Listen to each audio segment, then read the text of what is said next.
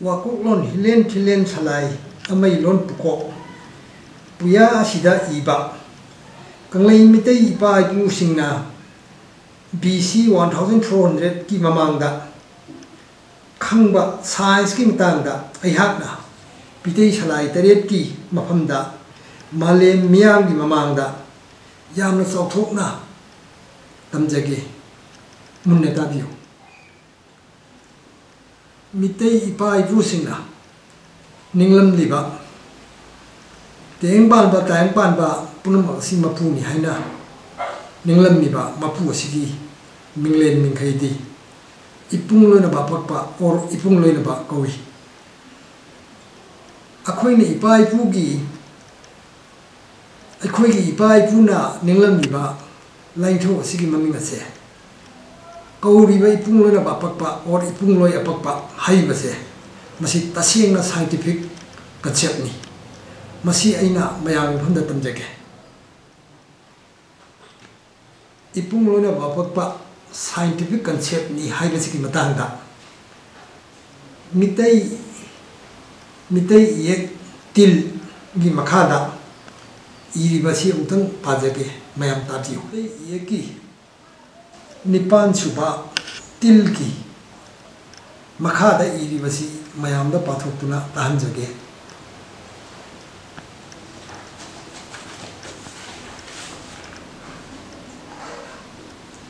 kampi mai talang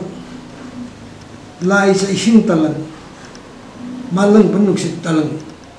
ahum mana lekilingai talang uina leilingai gi mamingpu talang ipung kowi hoira hujik Sijin nariba may ising sit hay ba humase tengpal ba si taseng na siyentri ngay mapang dadi mamang dadi may talang ising talang nungsit talang hay na korami masigit talang hay ba nungsit talang may talang nungsit talang may talang ising talang nungsit talang haiba humasina talang oiringay na leiringay bu talang oina leiringay ki maming bu talang ipung kawi akhoi gi ipa ipuna tengbal mapu taingbal mapu ni haina ningnang niba lain tho si maming se hujik haikhi ba talang ipung haiba adugi mapu adubuni akhoi ipa ipu sina ninglam la lain tho talang ipung loina base machigi maming se mai talang ising talang nungsit talang asigi apunba talang ipung adugi mapuni hajari base masi akhoina khangai base masi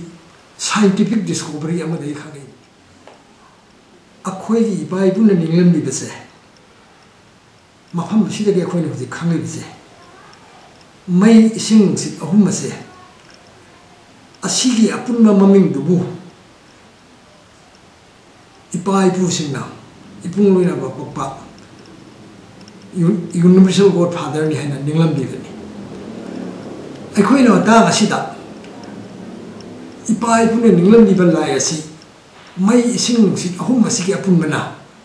siembani haiba khangam se masi yam chawba discovery bani akhoi mitei ipa ipu singi yam chawba research thigat lor amman natana akhoi gi lain tho wasi mai ising humna pullaga sembana habise khangpham chukthok thoktabani masi khanglai base ipa ipu sing masi gi matam basida 1500 BC mamada ipa ipu singi scientific discovery se systematic chawre masi akhoi gi pai pu singi research na akhoi ningi balai ase mai ising se ahum masi ki apun mani haiba khanglai bani masi dage akhoi na khanglai base mai ising sit haiba akhoi gi tengban bisda masi yaudana suging mayadra polam mahum ase masigi apunmana lai ni haigal leibadina aikoina mai sing sit haiba mei ising nungsit haiba polam ahum ase kanana su sembana te masina mapudu ba oina mapudu ba loina na leirlaba primordial reality ni haibase ipa ipu sing asina 1500 BC ki mamangda khanglapani masi alakpa phangba ipa ipu sing asigi wanglaba loksing ni haujiki aiha na haijakriba mei ising nungsit ahum masi makna lai ni masina ekoi punamakse ona masak untopna ekoi punamakse lawon totuna semlapani masi puyadagi mati ama ai pajage kan pham to jagadori ne ise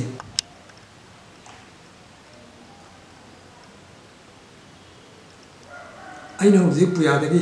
pathok jarage tabiu malem nongthau iek mong lekhule malem nongthau anina uyung jai oina lekhule uyung jai manungda lainaba malakta kampi laicha malangpa chainali mai ising sit asum oiba mongpu ibungona ona sayolle ipuyani yauriba uyung jai anigi malakta hairibase mathattana nongthau atinga makhadana ima malem leiba ani sigi marakta haibani malem nongthau ani sigi marakta leiba haibadi ima malem sigi mathakta poktuna chawrotuna hingliba ukraba tingandaina mi bhawa hingliba uwa punam asibu haibani masida khoina makhada mathang khangba yaribana masigi maraksida leiriba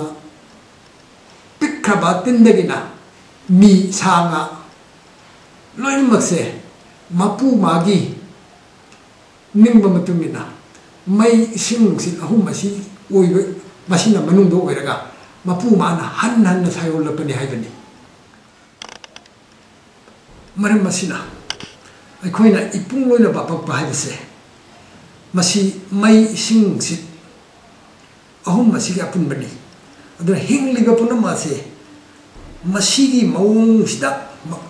masigi mawong sina manungda thamlaga masigi mawong se masi onthok onsin tawduna mapuna sayolapani haibani aina mathakta haijakriba kharasina mayamgi mafamda aikoi ipa ipusina ninglamliba laining thawni hana ninglamliba ipung loina bapakpase scientific concept ni scientific fact adu punsilaga haibani haibase khangbai ramlagani hain thaje